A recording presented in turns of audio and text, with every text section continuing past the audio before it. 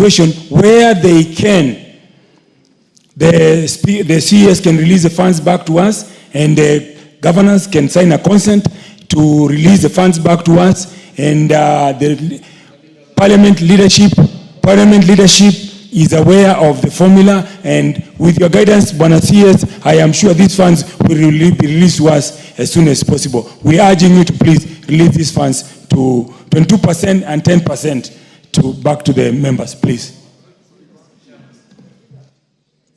Yes, member from Meru at the back. Yes. Honorable.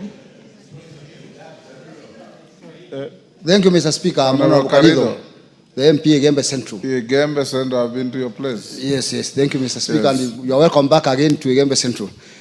Mr. Speaker, thank you for giving me this opportunity. I want to encourage and to make it clear to the CS. I think most of us are not new in this country, and we are moving around our counties every day, and we have seen what Kera has done. There is no other fund, especially on loans, which is doing what Kera has done, touching every common person, and even the inner loans that goes to the rural areas, which are dependent upon by our people for survival, in feeding their products and even for movements. Therefore, I encourage the CS to move with the fast and make sure that our 22 and 10% funds remains intact, and they are relayed to the counties, to the general managers for the Kera, so that they come to our constituencies. Because right now, after these rains, most of our areas are impassable, especially in my area of Igembe Central. There are two sub-counties, and one sub-county is completely unconnected. Without Kera funds to repair those roads, they will remain in Komikunakando. They cannot move out from their areas to the towns and to the major centers. Therefore, I encourage the Speaker, the CS, to release those funds so that our people can survive. Thank you, Mr. Speaker.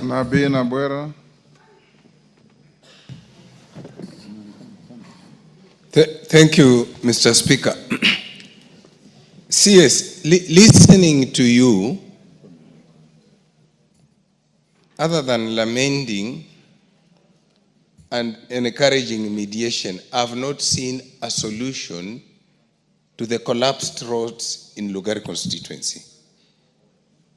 In fact, if I live here without something that says there would be money to Kera to start repairing the roads, even the public participation that we intend to go and do, we may be unable to carry it out because the constituency is impassable.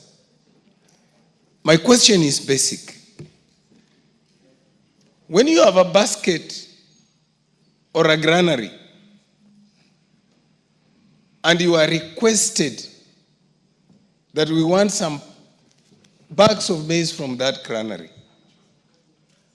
and the granary has paddocks, you want 10 bags from 100 bags.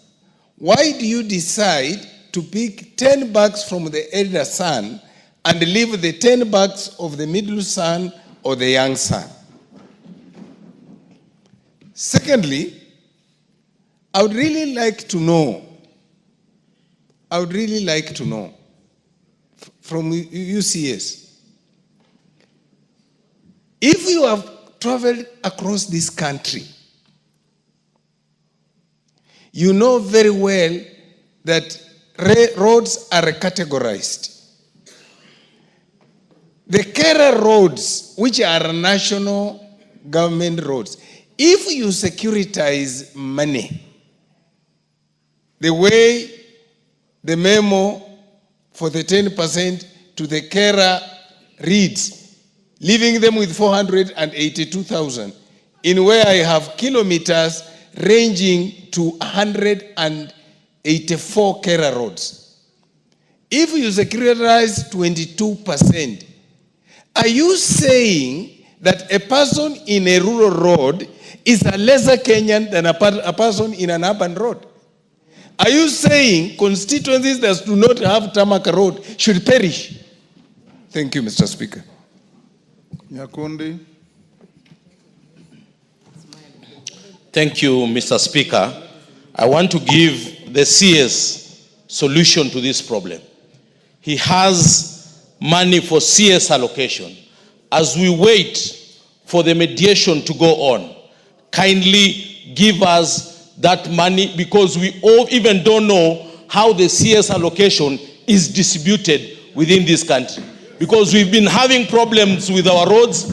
We come to your office and we get no solution. We get no money to solve those small roads. Number two, 10% and 22% of this money, the 10% and 22%, kindly don't dare touch it, because this is the money that is solving the problem that we have at home of small roads. So kindly don't dare touch it. Lastly, there is money that is normally given out because of public participation. The Budget and Appropriations Committee normally moves around the country. It has come to a point that we have demonetized these small roads to a point that any small road is seen like it's not supposed to be there. It's money that is going to someone's pocket. These roads are meant to serve our people. You will get a bridge of 10 million. And once you put the 10 million, it looks like there is someone who wants to eat the 10 million Kenya shillings. Let us not demonize this money. Point made. Thank you, Mr. Speaker. Kiamba. Thank you, Honorable Speaker and the CS for this forum. I think there was a good rationale why we had Kera and Kura.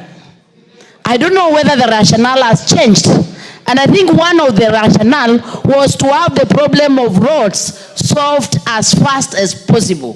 When we get all this money and collect it at the national level, in my constituency, I only have less than 20 kilometers of tarmac road. If we do away with this Kera, are you saying people in Makueni should just stop living, selling and buying, waiting for what they do not know?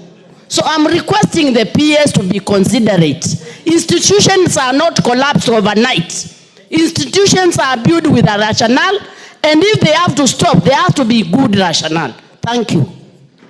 GK. Thank you, Honorable Speaker. Let me say I am a happy man today, now that the Cabinet Secretary is here in the House to listen to the sentiments of my colleagues. Honorable Speaker, the questions that are being raised here today, Cabinet Secretaries, are the questions that are asked as chair. Yet, I don't have the answers, or the buck does not stop with me as chair. The buck stops with the executive, and you are the representative. So, Cabinet Secretary, I picked two issues that I'll be happy to hear your response on. One, the mediation. When